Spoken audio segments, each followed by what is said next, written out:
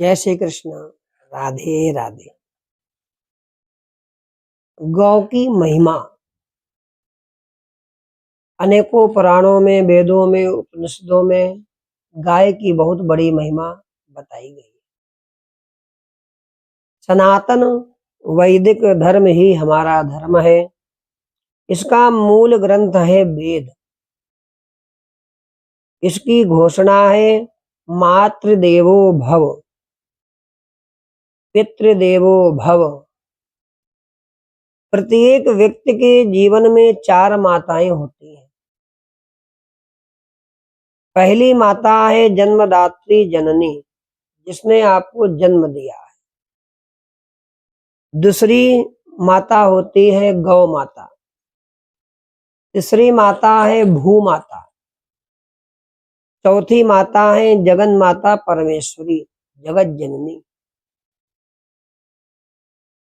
जन्म देने वाली माँ गौ माँ, भू माता और जगन माता। इस प्रकार हमारे जीवन में 4 माताएं होती हैं।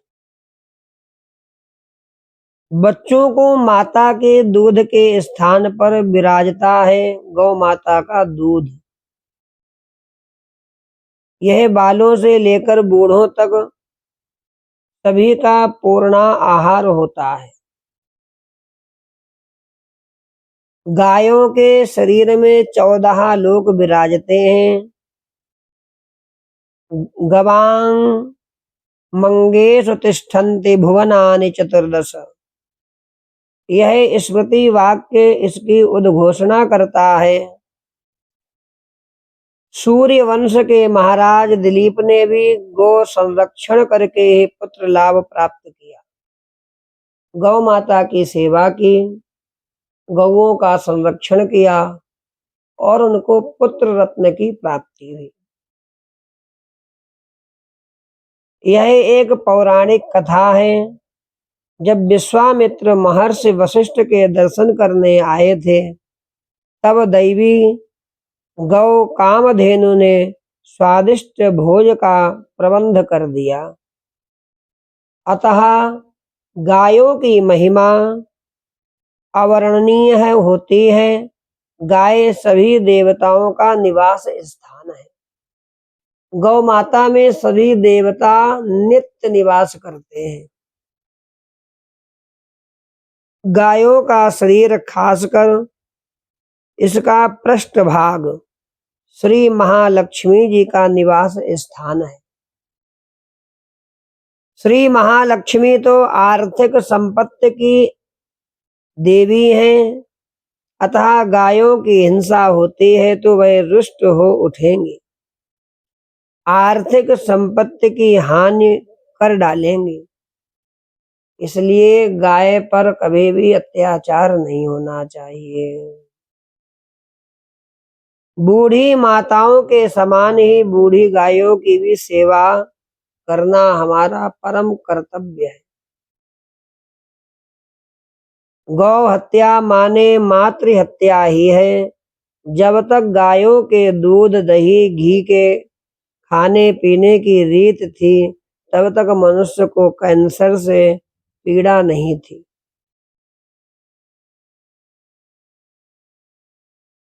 क्योंकि गायों की हर वस्तु कृमिनाशक शक्ति से भरपूर होती है। सब प्रकार के कीड़ों को मारने की शक्ति गौ माता के दूध, दही, घी, गौमूत्र और गोबर में होती है। इसीलिए घरों के अंदर बाहर भी गोमय से शुद्ध कर देते थे। पहले के समय में गैया मैया के गोबर से ही पूरा घर लीपा जाता था। किसी प्रकार के कीड़े हमारे घर में नहीं रहते थे। पंचगव्य प्राशनम महापातक नाशनम, यह है स्मृति घोषणा। पंचगव्य है सर्व पाप विनाशक। गाय की खाद से उत्पन्न किए जाने वाले खाद्य भी सात्विक थे। पंचगव्य क्या होता है? पंचगव्य यज्ञ आदि में सबसे पहले पिलाया जाता है यजमान को। दूध, दही, घी, गौमूत्र और गोबर के मिश्रण को पंचगव्य कहा जाता है। पंचगव्य का प्राशन करने मात्र से महापातक भी नष्ट हो जाते हैं।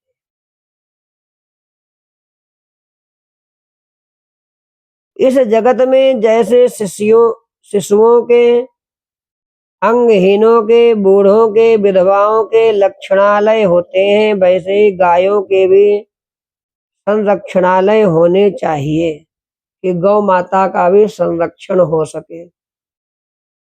जिस प्रकार वृद्धाश्रम बढ़ते जा रहे हैं, इसी प्रकार गौ आदि के लिए भी आश्रम होने चाहिए।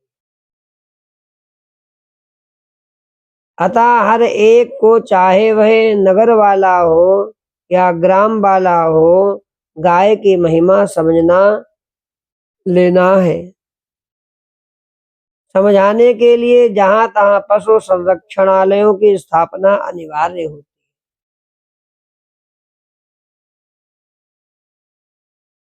इसलिए गौ माता का खूब सेवा करनी चाहिए।